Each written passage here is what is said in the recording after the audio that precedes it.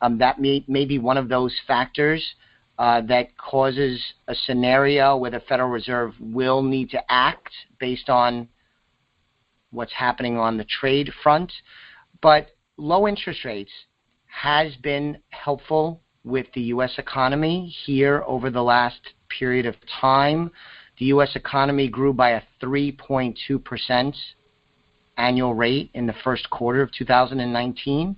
And if you go back the previous 4 quarters, the last 3 of 2018 plus the first one of 2019, the U.S. economy has grown by more than 3%, which is really terrific growth.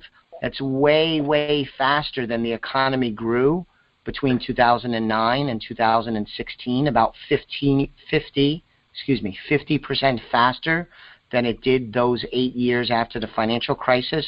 So the economy is strong, and interest rates are a part of the story. But traditionally, a strong economy will be able to deal with interest rate hikes that are well done, well spaced, so the market could digest. But again, in closing, I think we're going to see interest rates stay where they are. One of the things that has puzzled me a bit, and I mentioned the podcast earlier, two quick notes. Number one is Dean and I did some exclusive content. When I say exclusive, it was for clients only initially, about what was happening in the market in December with the huge sell-off where people were a little alarmed.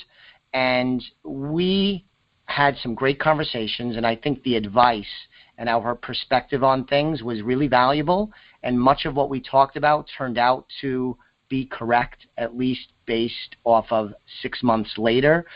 And we turned that into a Simply Financial podcast. For those that are curious, it's titled What the Heck Happened? That's from season number 3, episode number 2 of the podcast. And on top of that, I did a podcast earlier this year, Where's the Recession? Because one of the things that happened in the fourth quarter is that a lot of people began to think that the U.S. was on the verge of a recession. But what has happened, at least so far this year, is that there's little sign that there is a recession. In fact, the U.S. economy, judging by the GDP growth, actually accelerated in the first quarter, and we have a wonderful jobs picture. So those are 2 podcast episodes as an example, which would be nice pairings with what Dean and I are talking about today. I do not see a recession in the short term. It's hard to imagine with such a great, strong jobs picture. We're at a 50-year low on the unemployment rate, and with strong GDP growth, seems unlikely we would have a recession anytime soon. So my thinking is that we have through the presidential election in 2020 before I think we would even consider the concerns about a recession. Just to catch everybody up, make sure we're all on the same page, a recession is defined as a decline in GDP, gross domestic product, that lasts for at least 2 consecutive quarters. So I don't think we're there yet. It's not something that I worry about, although some people do think a recession is going to get here quicker. What do you think, Dean? Well, again, this is Economics 101, but I think it might help your listeners. The gross national product consists of 3 important parts: consumer spending, business investment, and governmental spending. And some people put too much weight on any one of those 3 factors, but all 3 are important. Consumer spending is going to remain strong because we had the tax reduction. Business investment is still strong because earnings are there. And governmental spending, either by Republicans or Democrats, politicians love to buy votes. So I see all 3 parts of the gross national product being very strong for the foreseeable future. I'm not projecting a recession probably for a year and a half or 18 months out at the earliest. It's worth noting, too, that a recession does not automatically mean that stock markets do poorly, but it is something that we're watching closely, and I think that this strong economy, buttressed by the strong jobs picture, coupled with high levels of confidence. Consumer confidence is still remarkably high. Small business confidence is high. I think those are some of the key ingredients that will allow the stock market to continue to do well. Perhaps not as explosively as we did the first half of this year, but I am optimistic that this economic backdrop will help the market to continue to do well. The next thing, Dean, is to talk about corporate earnings. So earnings growth has been good recently, although in the first quarter of this year, earnings growth was flat. And this is one of the things, tying it back to the previous uncertainty topic, is that some people have begun worrying about an earnings recession, where the thought has come into play that U.S. businesses, their earnings might have peaked and are flat, and that might not be so good for the market and the economy. I think it's a little premature based on just the first quarter, so I'm not a big believer in the earnings recession storyline. Other strategists, which I tend to favor in this instance, believe that 2019 forecasts have stabilized and that there will not be an earnings recession. I think optimistically about corporate earnings. I believe that U.S. businesses are well led, very competitive around the world. They have, by and large, beautiful balance sheets, and that they will continue to drive earnings. But it's something that we want to monitor. We're stewards here at Elliott Wealth Management and of a lot of client money, and we want to do a good job for our clients. We do not have a crystal ball, but this is one of the things, like all of the things that we're talking about here, that we wanted to monitor because a significant change in the earnings growth outlook for U.S. corporations may require some changes in portfolio construction. What do you think about corporate earnings, Dean? Well, I think you do a great job. People may not realize the analysis you do regarding sectors. If you notice on that chart, some sectors are doing well, or some are doing poorly. And I know for a fact that you diversify in these sectors to protect people because of that.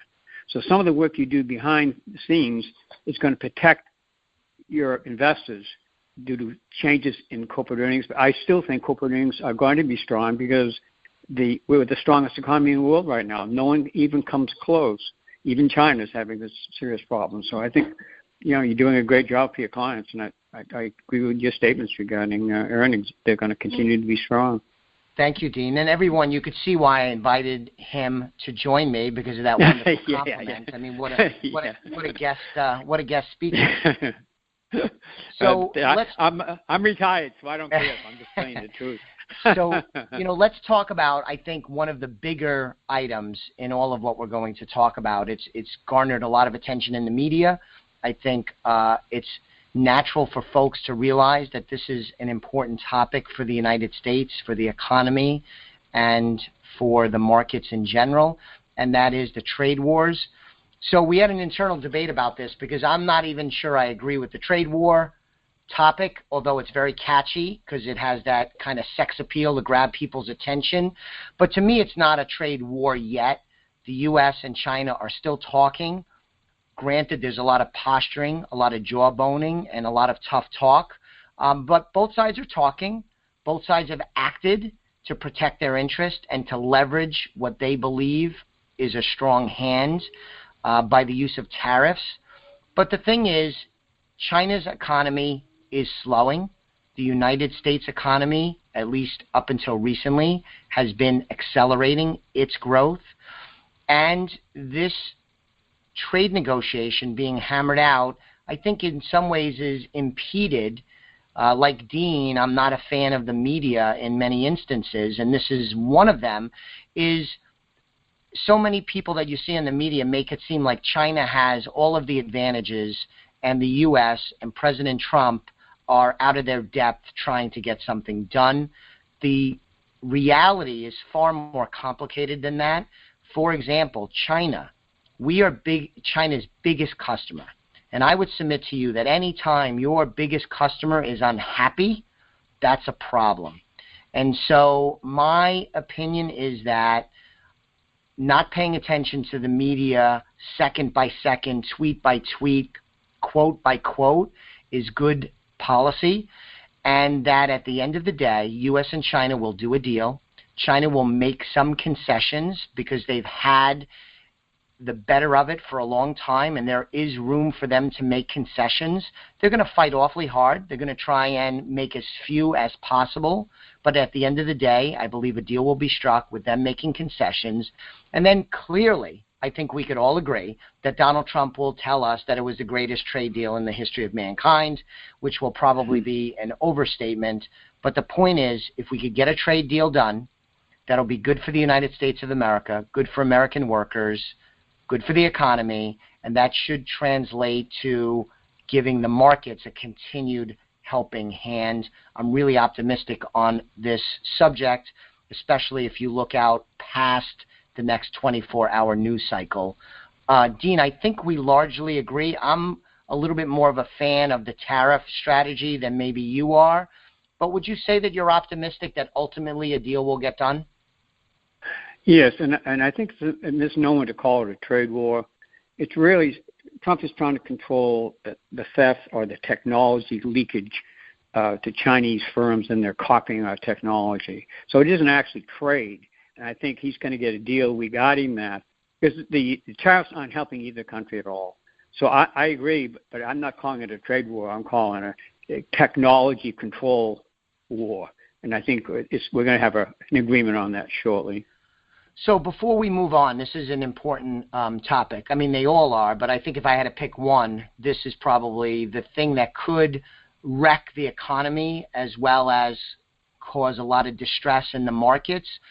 So if things spiraled out of control and if we got a legitimate trade war where both sides really started trying to hurt one another, I think both sides would sustain significant damage.